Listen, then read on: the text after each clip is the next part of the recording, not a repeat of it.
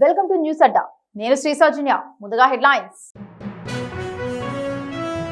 పదవులపై కోమటిరెడ్డి రాజగోపాల్ రెడ్డి ఆసక్తికర వ్యాఖ్యలు. నల్గొండను దేశం గర్వించేలా తీర్చిదిద్దడమే నా లక్ష్యం, కోమటిరెడ్డి. రైతులకు తెలంగాణ ప్రభుత్వం శుభవార్త. పంజాగుట్టలో నగల దుకాణంలో కోటి రూపాయల విలువైన బంగారం చోరీ. సినీ నటి ప్రత్యూష మృతి కేసులో తీర్పు. సిద్ధార్థరెడ్డి లొంగిపోవాలంటూ సుప్రీంకోర్టు ఆదేశం. వివరాల్లోకి వెళ్తే, మునుగోడు కాంగ్రెస్ ఎమ్మెల్యే కోమటిరెడ్డి రాజగోపాల్ రెడ్డి మంత్రి పదవిపై ఆసక్తికర వ్యాఖ్యలు చేశారు. పదవులు శాశ్వతం కాదని, తన నియోజకవర్గం అభివృద్ధి తనకు ముఖ్యమని ఆయన అన్నారు. తనకు పదవులు ఇవ్వకపోయినా పర్వాలేదని, మునుగోడు నియోజకవర్గం అభివృద్ధికి సహకరిస్తే చాలని అన్నారు. కాగా రాజగోపాల్ రెడ్డి ఇటీవలి వరకు ముఖ్యమంత్రి రేవంత్ రెడ్డిని లక్ష్యంగా చేసుకున్న విషయం తెలిసిందే. తనకు మంత్రి పదవి ఇవ్వాలని, ఆ హామీతోనే తాను పార్టీలోకి వచ్చానని ఆయన ఇటీవల వెల్లడించారు. తనకు మంత్రి పదవి ఇవ్వాల్సిందేనని, లేదంటే ముఖ్యమంత్రి పదవి కోసం ప్రయత్నిస్తానని ఆసక్తికర వ్యాఖ్యలు చేశారు. మళ్లీ అడగబోనని, కానీ తనకు ఒకరోజు వస్తుందని, ఆ రోజు లాక్కుంటానని వ్యాఖ్యానించారు. ముఖ్యమంత్రి ఒక్కరే కష్టపడితే కాంగ్రెస్ అధికారంలోకి రాలేదని, పార్టీలోని వారంతా శ్రమించారని అన్నారు. అయితే మున్సిపల్ ఎన్నికల ఫలితాల నేపథ్యంలో తాజాగా ఆయన చేసిన వ్యాఖ్యలు చర్చనీయాంశంగా మారాయి. నల్గొండ మున్సిపల్ కార్పొరేషన్ పీఠాన్ని కాంగ్రెస్ కైవసం చేసుకున్న సంగతి తెలిసిందే. కార్పొరేషన్ మేయర్, డిప్యూటీ మేయర్లను ఈ రోజు ఎన్నుకున్నారు. ఈ సందర్భంగా మంత్రి కోమటిరెడ్డి మాట్లాడుతూ, నల్గొండ మున్సిపల్ కార్పొరేషన్ ఏర్పాటు తన జీవిత కళ అని భావోద్వేగంతో చెప్పుకొచ్చారు. నూతన mayor Burri Chaitanya Srinivasareddy, deputy mayor, కార్పొరేటర్లకు ఆయన అభినందనలు తెలిపారు. నల్గొండ తన జన్మభూమి అని కోమటిరెడ్డి అన్నారు. నల్గొండలోని ప్రతి గల్లీ తన గుండె చప్పుడు అని చెప్పారు.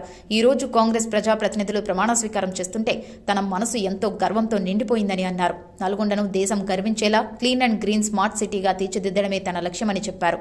రాజకీయాలకు తావు లేకుండా మేము ఓడిపోయిన డివిజన్లలో కూడా అభివృద్ధిని కొనసాగిస్తాం. ప్రతి పేదవాడి ఇంటికి సంక్షేమం, ప్రతి వీధికి ఆధునిక వసతులు చేరేలా చూడడమే నా బాధ్యత అని మంత్రి ప్రకటించారు. నాటి ఫ్లోరోసిస్ వ్యతిరేక పోరాటం నుంచి నేటి స్మార్ట్ సిటీ నిర్మాణం వరకు మీ కోమటిరెడ్డి ఎప్పుడు మీ తోడుగానే ఉంటాడు. మనందరం కలిసి నల్గొండలను నిర్మిద్దామని పిలుపునిచ్చారు.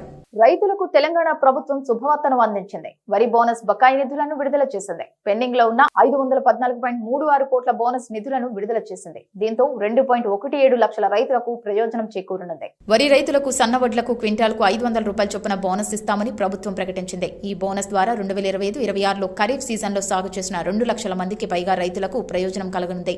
వ్యవసాయాన్ని మరింత లాభసాటిగా మార్చడం, సాగును ప్రోత్సహించడానికి ప్రభుత్వం వరి క్వింటాల్పై 500 రూపాయల బోనస్ ఇస్తున్న విషయం తెలిసిందే. కనీస మద్దతు ధరకు 500 రూపాయల అదనం. బకాయిల చెల్లింపుతో రైతులకు ఆర్థిక ఉపశమనం లభిస్తుందని మంత్రి ఉత్తమ్ కుమార్ రెడ్డి అన్నారు. హైదరాబాద్ లో ఒక బంగారం దుకాణంలో భారీ దోపిడీ జరిగింది. దుకాణంలో పనిచేసే ఉద్యోగి కోటి రూపాయల విలువ చేసే ఆభరణాలను దొంగలించాడు. ఎవరికి అనుమానం రాకుండా రోజు కొన్ని ఆభరణాలను దొంగలించాడు. పంజగుట్టలోని జోయిలుకాస్ నగల దుకాణంలో పనిచేసే ఉద్యోగి అజిత్ ఈ దొంగతనానికి పాల్పడ్డట్టు వెల్లడైంది. విలువైన ఆభరణాలు కనిపించకపోవడంతో యాజమాన్యం పంజగుట్ట పోలీసులను ఆశ్రయించింది. ఆభరణాలను ఎత్తుకెళ్లిన ఉద్యోగిని గుర్తించి యాజమాన్యం ఫిర్యాదు చేసింది. పోలీసులు నిందితుడిని అరెస్టు చేశారు. నిందితుడికి ఎవరైనా సహాయం చేశారా, లేక అతడు సొంతంగా చేశాడా అనే కోణంలో దర్యాప్తు చేస్తున్నారు. ప్రముఖ టాలీవుడ్ సినీ నటి ప్రత్యూష మృతి కేసులో సుప్రీంకోర్టు తుది తీర్పును వెలువరించింది. 2 దశాబ్దాలకు పైగా నడుస్తున్న ఈ కేసులో జస్టిస్ మనోజ్ మిశ్రా, జస్టిస్ మన్మోహన్లతో కూడిన ధర్మాసనం కీలక తీర్పును వెలువరించింది. సిద్ధార్థరెడ్డి పిటిషన్ను కొట్టివేస్తూ 4 వారాల్లో లొంగిపోవాలని సుప్రీంకోర్టు ధర్మాసనం ఆదేశాలు జారీ చేసింది. సినీ నటి ప్రత్యూష 2002 ఫిబ్రవరి 23న మృతి చెందారు. ఈ కేసులో నిందితుడు సిద్ధార్థరెడ్డికి హైదరాబాద్ మెట్రోపాలిటన్ సెషన్స్ కోర్టు 5 ఏళ్ల జైలు శిక్ష విధించింది. ఈ తీర్పును సిద్ధార్థరెడ్డి హైకోర్టులో సవాల్ చేయడంతో జైలు శిక్షను 2 ఏళ్లకు కుదించింది. హైకోర్టు తీర్పును ప్రత్యూష తల్లి సరోజిని సుప్రీంకోర్టులో సవాల్ చేశారు. మరోవైపు శిక్షను రద్దు చేయాలని సిద్ధార్థరెడ్డి సుప్రీంకోర్టులో సవాల్ చేశారు. ఈ కేసులో సుప్రీంకోర్టు ఇరువైపులా వాదనలు విన్నది. గత ఏడాది నవంబర్లో విచారణ పూర్తి చేసిన సుప్రీంకోర్టు తీర్పును రిజర్వ్ చేసింది. ఈ కేసుకు సంబంధించి 24 ఏళ్ల తర్వాత ఈ రోజు తీర్పును వెలువరిస్తూ సిద్ధార్థరెడ్డిని లొంగిపోవాలని ఆదేశించింది. 2002లో తాను ప్రత్యూష పురుగుల మందు తాగి ఆత్మహత్యకు ప్రయత్నించామని, తాను ఆసుపత్రిలో చికిత్స పొందడంతో ప్రాణాలతో బయటపడ్డానని సిద్ధార్థరెడ్డి చెబుతున్నారు. తన కూతురు ఆత్మహత్యకు సిద్ధార్థరెడ్డి కారణమని సరోజిని ఆరోపించారు. ఇది ఇప్పటి వరకున్న బులెటిన్ అప్డేట్స్. మరొక బులెటిన్ తో మళ్ళీ కలుసుకుందాం. అంతవరకు సెలవు, నమస్కారం.